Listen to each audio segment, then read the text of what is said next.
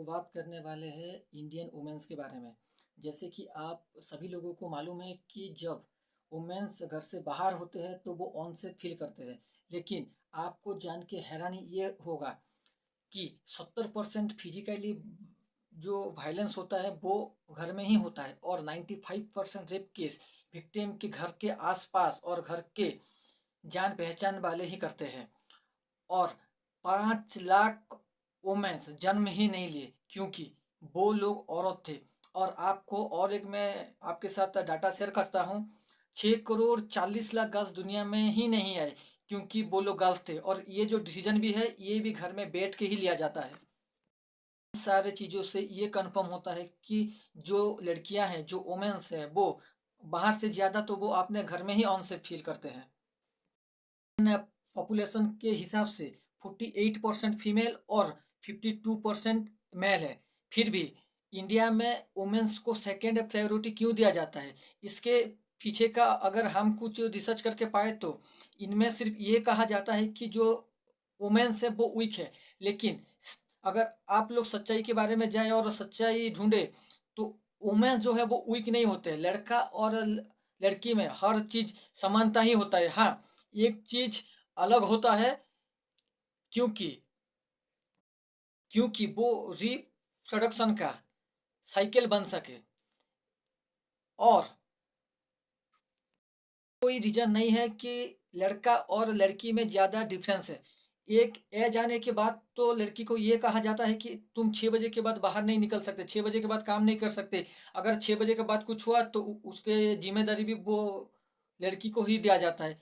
ये जो जितना भी सिस्टम है ये तो बिल्कुल भी सही नहीं है।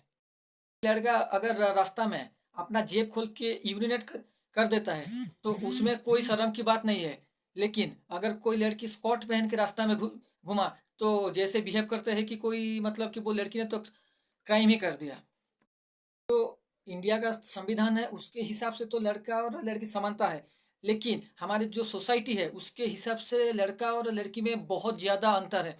आपको जान के हैरानी होगा कि हर 3 औरत में से एक औरत को वायलेंस ट्रीट किया जाता है। मतलब कि जो 33% फीमेल को ऐसे ट्रीट किया जाता है और जो 33% औरत को जो ट्रीट करते हैं वो कौन करते हैं? मेल ही करते हैं। इसका मतलब जो 33% मेल है वो भी क्रिमिनल है और वो लोग आज भी बचे हुए हैं क्योंकि उनके नाम पे कोई भी कंप्लेन नहीं है और उनका जो औरत है वो उनके नाम पे कोई कंप्लेन नहीं करता है। वैसे तो इंडिया चांद तक पहुंच गया है लेकिन क्या फ़ायदा है? अगर हमारा घर की लड़की 6 बजे के बाद बाहर नहीं निकल सकता तो आप चांद पे पहुंचो या किसी भी प्लानट में पहुंचो, क्या फ़ायदा है?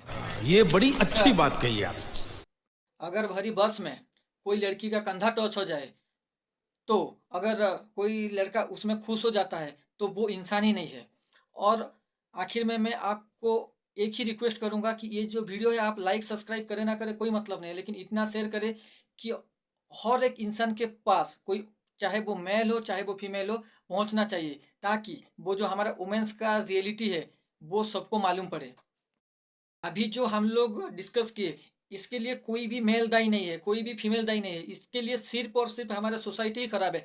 ऐसा नहीं है कि हर कोई लड़का ऐसे ट्रीट करता है, ऐसे बिहेव करता है या हर कोई लड़की अच्छा ही होता है, ये नहीं है। लेकिन हमारा जो सोसाइटी का थिंकिंग है वो जरा सा गलत ही है। Thank you.